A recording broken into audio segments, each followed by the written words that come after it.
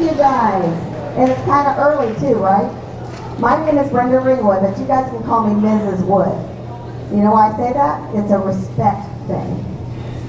And respect starts with yourself. Did you know that? Because if you don't respect yourself, then how are you going to respect others? Respect is a big deal. And we have a speaker who's going to talk to you a lot about your actions. But the first thing I want to talk to you about before he comes up, you guys are our future. Did you know that? You are our future. And the future is coming if you like it or not. Some of you guys are going to go on to do great things.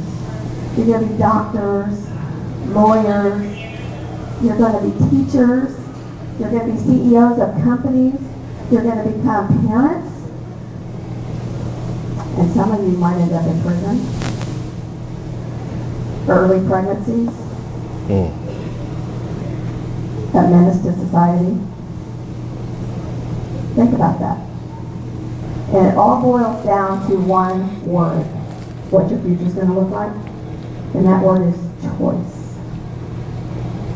It is your choice on how you respond in life. It is your choice on how you behave.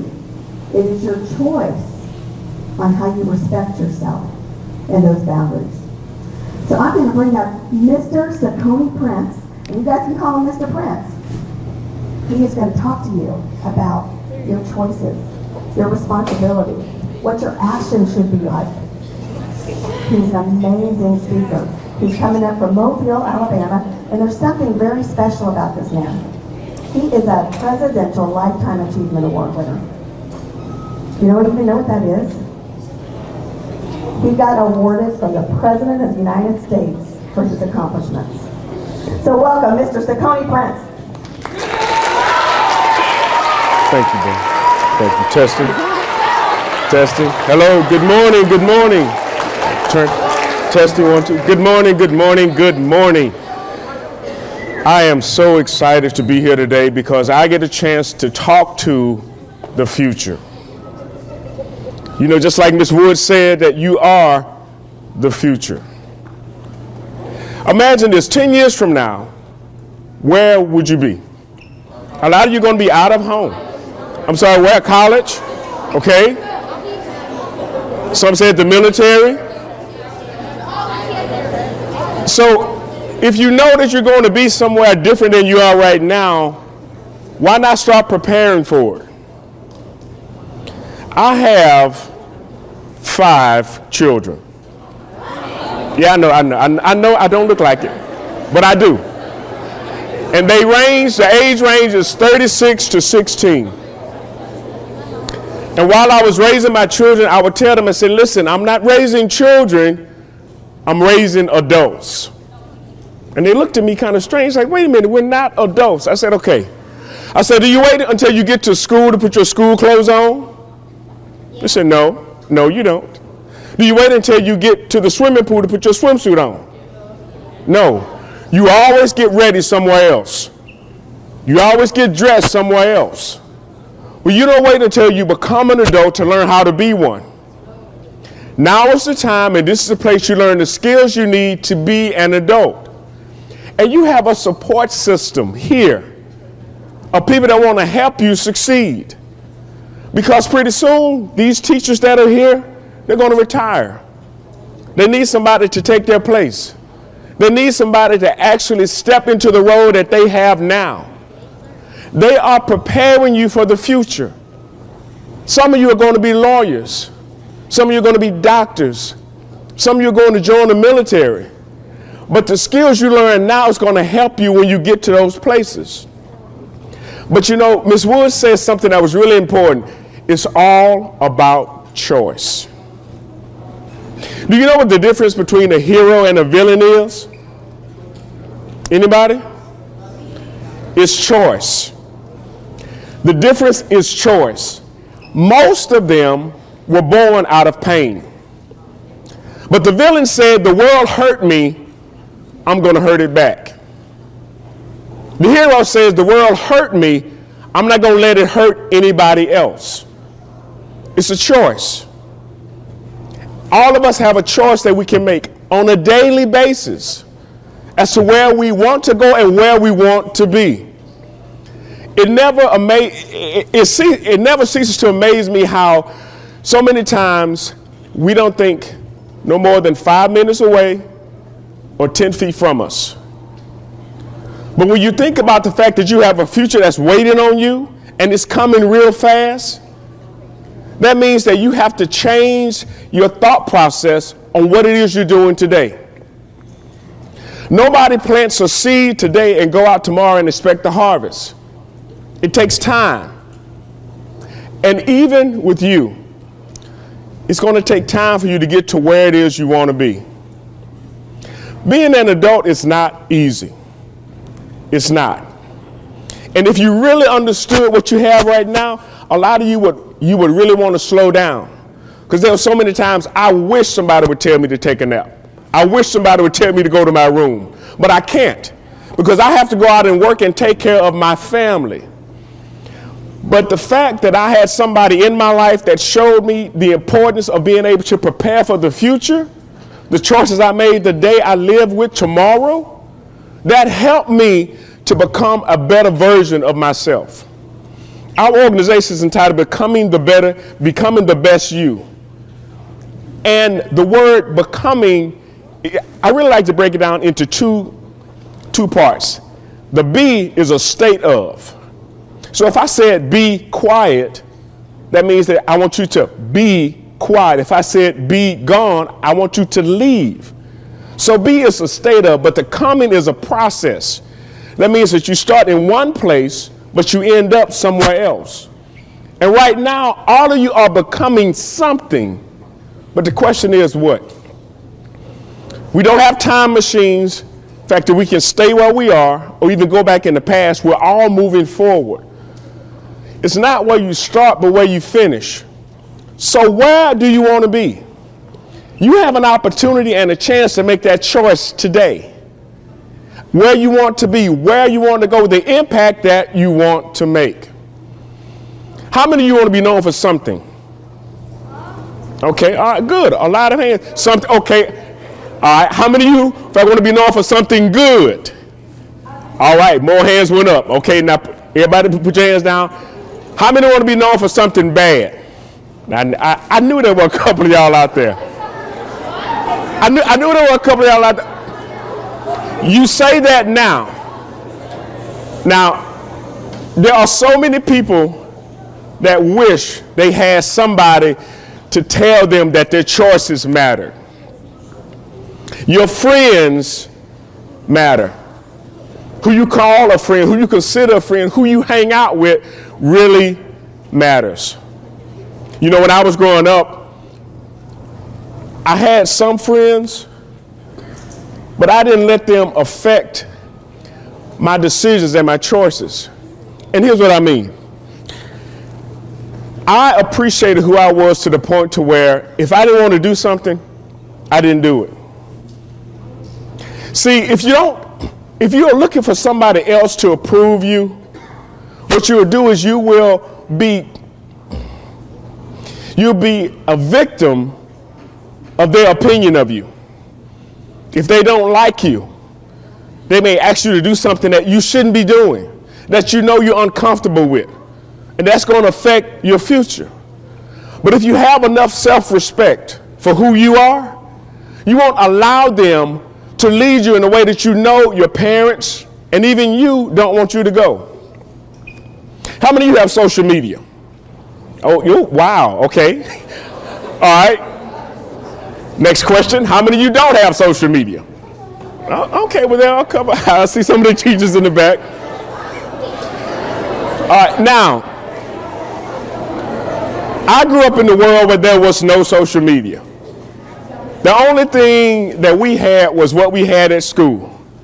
So anytime anybody talked about you, it was in a small little group. And it didn't last that long. But now, the things that you do today are online forever. I had a chance in July to go to the continent of Africa. I went to Nairobi, Kenya. And my coach gave us an opportunity to speak at Parliament Now, this is their government. They asked for our passports and our names. You know what they did? They went on our social media and they went through everything. And if they found anything that was inappropriate, anything that they didn't like, you couldn't come. And do you know employees are doing that now? If you have a private account or a blocked account, they are more skeptical of hiring you. What you put online is a reflection of who you are, what you agree with. And I know a lot of people saying, well, okay, it's free speech. True enough, it is. But when you represent somebody else, they need to make sure that you are aligning with their morals and their values. So if you want to do something good, if you want to be known for something great, if you want to make an impact and be an example for somebody else, you have to carry yourself differently. There's more things that are expected of leaders than there are of people that are just followers. I had a chance in 2018 to go to Guyana, South America, and while I was there, I spoke at they have a primary and a secondary school, so they don't have elementary, middle, and high school. Theirs are split in half. And I spoke at their primary school, and I asked the students, I said, stand up if you consider yourself a leader. 80% of the students stood up. 80% of them considered themselves a leader at that age, about the age of you guys. And I told them, I said, listen, for those that are still sitting down, you're leaders too. Because somebody is watching you, somebody is looking at you, somebody is using you for an example. And this even goes, of course, for the teachers and staff. They are looking at you. They are watching you. They are seeing how it is you act and interact. We set a precedence for those that are coming behind us. I share this story all the time. My youngest son is now 16. He was 10 at the time. I put on an event in my hometown, and I was less than a mile from my home at the hotel. But I forgot something. I left something at the house. And I said, I got to go home. I only have one chance because I can't come back. I was getting ready to leave, and my 10-year-old son said, Dad, can I ride with you? I said, sure, son, come on. And I'm thinking in my head, all the stuff I said, I can't go back. I got to get everything this one time. And on the way driving, I'm less than a mile from my house. My 10-year-old son looks at me and says, Dad, I'm proud of you. My 10-year-old son tells me he's proud of me. Now, we weren't talking, we weren't having a conversation, but he said, Dad, I'm proud of you. And in that moment, I stopped because I realized he was watching me. He was looking at me. I could tell my child, you could be whatever you want, you could do whatever you want to do, but what am I doing? What example am I leaving him? What am I showing him? I could talk to him all day. What am I showing him? When he said that to me, it hit home because it made me realize just how impactful my life can be. The reason I'm telling you this is because one day, and not even one day, today, your nieces, your nephews, your sisters, your brothers, those that are younger than you, they look up to you. They look up to you. What they see you do, they want to do. Where they see you go, they want to go. The impact that you make, they want to do it. So we all have a chance to influence somebody else because none of us is going to stay where we are. 10 years from now, you won't be here. The question is, where are you going to be and who are you going to be impacting? Because I don't care where you go, somebody is going to be watching you. They're going to be looking at you. They're going to be looking up to you. The question is, what are they going to see? Are they going to see somebody famous for doing something wrong? Are they going to see somebody famous for breaking the law? Or are they going to see somebody famous for making a difference? Famous for giving back, famous for showing and modeling love. What are they going to see? Because when you consider the impact you have, it should make you think twice. If nobody's watching, fine, do whatever you want to do. But there are consequences. But if you know that somebody's watching, what if my son would have saw me smoking weed? He would have thought, oh, I can do that too. Or if he would have saw me drinking, oh, I can do that too. What example would I have set for him? But instead of those negative things, he saw his father going after his goals and his dreams. Earlier we talked about social media. And a lot of us, we look at stuff and most of that stuff is filtered. They have all kind of filters. Now ladies, you only have to put on makeup. You just turn the filter on and it does it for you. But the reality is that in real life, that's not true. And if you don't understand that, you'll live in a world where you think everybody has it going on, everybody is making it and balling, and you're not. And that's not the case. That's not the case at all. My cousin, he actually had a post one day. He said, everybody thinks that I have it going on. But what they don't know is secretly my sock is sliding down in my shoe. Because people look at the outside. They look at the outside and they don't realize that there's so much work that goes into the things that you want to accomplish. They only see somebody when they make it. They don't see them when they're struggling. Kevin Hart said it took him 18 years to become an overnight success. And it's during that time when people don't know your name, they don't know who you are, they don't recognize you. That's when you put in the work that's needed. See, some people, they can't handle success because it comes too quickly. There have been stories of people winning the lottery, and 5 years later, they are completely broke, busted, and disgusted because they didn't know how to handle the money that they were given. It's your mindset. Warren Buffett said, I would not invest in a company whose owner hadn't failed twice. Now, none of us like to talk about our failures, but we learn lessons from those failures. We learn things that we shouldn't do and things that we can make better and different. But again, we also show other people that they can get up from a fall. I talk about my son watching me and how he looks up to me, but he knows those times when I was struggling to put things together, when I was struggling to pay the bills. He sees the reality of what it means to be an adult. I think sometimes our parents hide stuff from us. And what I mean by that is they shelter us from it. But see, I was raised by a single mother. And I like to use this analogy. When you have two parents, it's almost like you're the child in the back seat. You're just looking out the window. You don't really know what's going on. You are kind of disconnected from a lot of stuff. But when you're raised by a single parent, you're riding shotgun. You may not be in the driver's seat, but you're sitting in the front seat and you see everything on the dash. In fact, you see how much gas you have. You see if the oil is low. You see if the car is overheated because you have a different perspective because you're raised by a single parent. My mother, I saw how she struggled to take care of me and my sister. I saw the impact of that. I didn't want that for my children. So I made it a point to where I was going to be there for them. But again, it's the impact that I made on my kids that's going to affect how they treat their kids and how they raise their families. A lot of you in this room, you have challenges that I know you've gone through time and time again. But the fact that you're still here means that you've been able to overcome them. And you can teach, see, so many of y'all don't understand, you can teach somebody else how to come through what you've gone through. You oftentimes look at our challenges as being struggles, and they are. They are hard. Sometimes you cry, sometimes you want to give up and throw in the towel. But if you find the fortitude to keep going, when you come across somebody else that's going through the same thing, you can encourage them.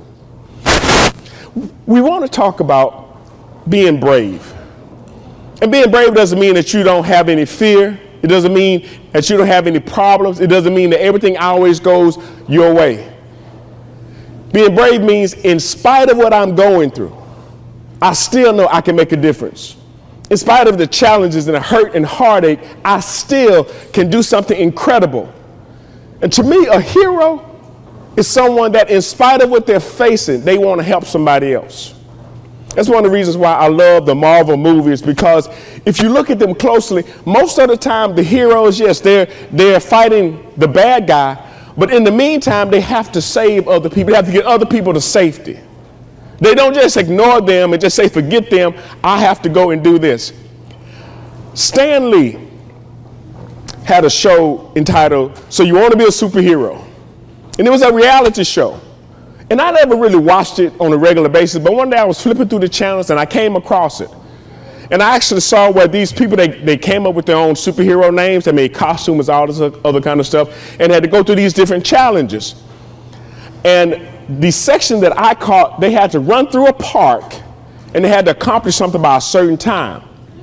What they didn't know is that they took a little child, a girl, and staged her in the park. So as they ran past a certain section, they would hear this girl saying, "Help, I'm hurt, I'm hurt." Now, some of them stopped. I think only 2 of them stopped. 3 of them ran past her because they were trying to accomplish this mission and this goal. And the real test was, even though you have something you need to do, are you willing to help somebody else? I may lose this challenge, but this person is in trouble. They're in danger. They need help. And when Stan explained that to them, yeah, okay, in fact, you may have something that you want to accomplish, but are you going to leave somebody else who desperately needs your help? I know you think that you don't have any influence. I know you think you don't have any impact, but you do. You do. You would not believe how many students, your classmates, look at you and to you. How many students actually secretly admire you for your courage, your bravery, to be yourself and to be who you are. You'd be surprised at how many people are really rooting for you. You know, when we look at a lot of the challenges that are going on, in fact, with our youth, one of the things that it makes me think of is a rock in the shoe. How many of you have ever had a rock in your shoe? Anybody? It's irritating, isn't it? It's hard. It's hard to walk. It's hard to run. If you had a rock in your shoe, it's going to hinder your ability to be mobile. When you have a person or a situation in your life that's irritating, it's like that rock in your shoe. The shoe was designed to give you comfort and designed to get you from one place to another. But having a rock in your shoe causes you to have a problem moving. When you have a disruptive friend, situation in your life, a student in your class, a problem, with your parents or at home, that's that irritation. So how do you get rid of it? What do you do? Who do you talk to? Do you have friends that you can confide in? Do you have counselors and folks that truly care about you that you can talk to and get the help that you need? We talk about being brave, and that's what it takes for you to move past that situation. But it doesn't just stop with you. Again, you can actually pour into the person just coming behind you. In this school, the staff, the people that are here, they want to see you succeed. They want to see you succeed. You are a part of their dream for a brighter tomorrow. If they didn't care about you, they wouldn't be here. If I didn't care about you, I wouldn't be here. But I know that in this room, we have individuals who are going to make a difference. Some of y'all could find the cure for cancer. Some of y'all could actually be a part of the exploration that goes to Mars. You have so much potential. The question is, are you going to tap into it? Do you see it for yourself? Because if you don't see it, you'll never get it. You can never go where you can't see. You have to be able to see past your current position. Albert Einstein said that imagination is everything. It's the preview of things to come. If you cannot imagine yourself in a better place, guess what? You'll never get there. You'll never get there. It's going to take work. It's not like an elevator. You're going to have to climb and get to where it is you want to be, but you have to see where you're going. No one ever got to the top of a mountain and they didn't look up. You have to look up. Look beyond where you are. Look beyond what you're facing. Look beyond your current circumstances. Where is it that you want to be? And only you can answer that question. And honestly, only you know when you've gotten there. Only you know when you made that difference. Only you know when you've actually poured into somebody else. I'm going to close with this. When I was your age, I had a stuttering problem. That's right. I had a hard time talking. Now, if you would have told me when I was your age that I would be a public speaker, an international speaker, a published author, if you would have told me that, I would have been like, you crazy. Because that's the way I talked back then. But what I realized is this. I had so much in me that I wanted to get out that I couldn't just stop at not being able to talk. I started volunteering to speak in class, to read. I started volunteering to actually put myself in a position to where I got more comfortable at it. And you know, the best advice I got was from my uncle. He said, you know what, Saccone? What's really going on is your mind is on sentence 3. Your mouth is on sentence 1. All you have to do is slow down. And when he told me that, I was like, that's it.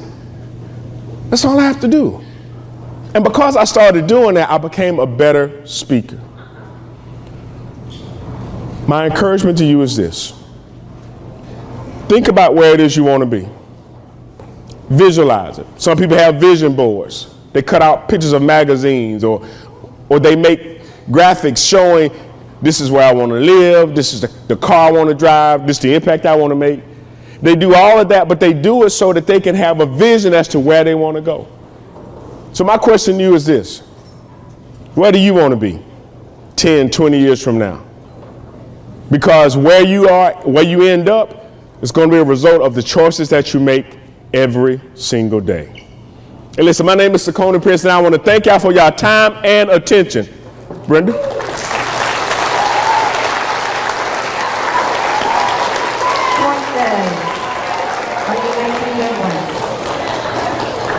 So what does it mean to be brave? Your stuff here says building, respectful, and vigilant eagles. Building also means becoming. Yes, that's a process. It's a process. Are you brave? Are you the eagle? Yeah! You know what an eagle is? Do you know many people want to be eagles? Because eagles soar, right? Eagles soar.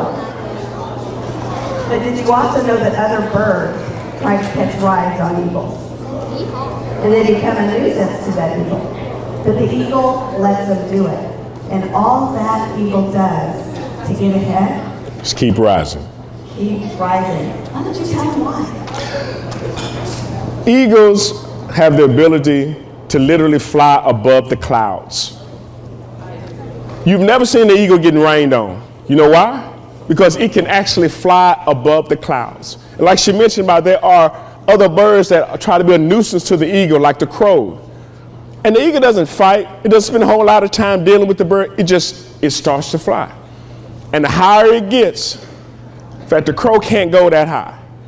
The question is, are you going to be an eagle? Are you going to soar past those people that are trying to hold you down? Those ones that are trying to actually keep you from getting to your goals and your dreams? You, again, have a choice. You can be a crow, that irritant, that rock in the shoe for somebody, or you can be the eagle who leaves them behind. And it's okay. Right now, if you were to bring all of my middle school friends in, I probably wouldn't even recognize them. I don't even know who they are anymore. And the people that you're sitting next to, you may not even know them 10, 15 years from now. But the question is, where are you going to be? What impact are you going to make? That's what eagles do. So let me ask you, are you an eagle? Are you an eagle? I am a brave eagle. What are you guys? What are you guys? Come on now. How about you guys? I don't hear it. Are you brave? I'm a brave eagle. How about you guys?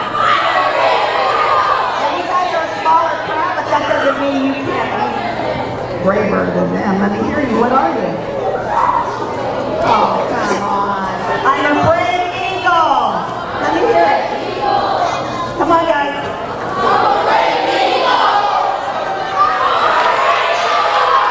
Let's all say it together. I'm a brave eagle. And it goes further than that. Remember when I first came up, I talked about respect.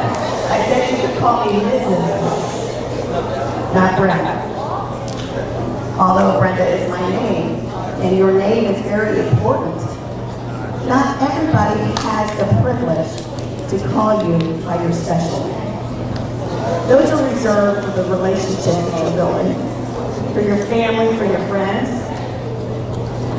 Becoming the best you wants to be that for you.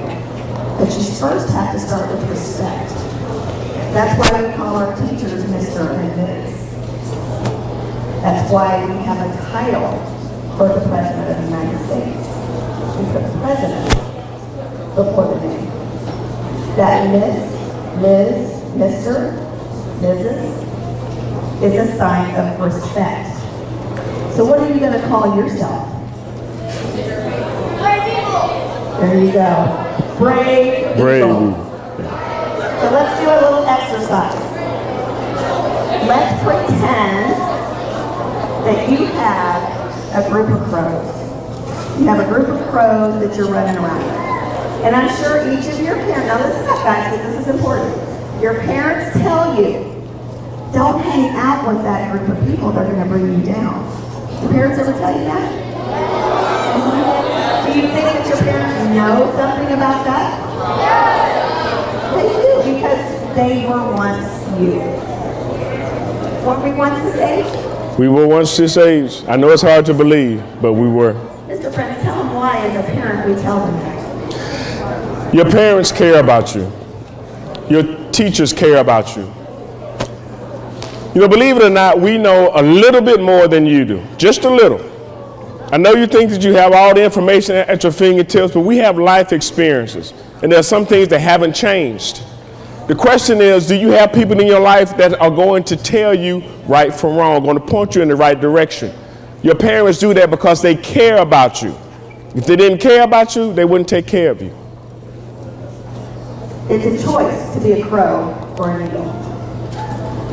It's a choice to soar like an eagle. It's also a choice to be a chicken. Did you know that? What is chicken good for? Everybody has a purpose. Chickens get eaten. Everything about them is for eating. That Chicken is their get purpose, right? So, you want to be the eagle or you want to be the chicken? Because it's easy to be the chicken. It's easy to be the crow, but it's not so easy to be the eagle. Let me hear you say, I am a brave eagle. And let me hear you say, I respect myself. You guys have a wonderful day. It's been a pleasure, y'all. Thank you so much. Go Eagles!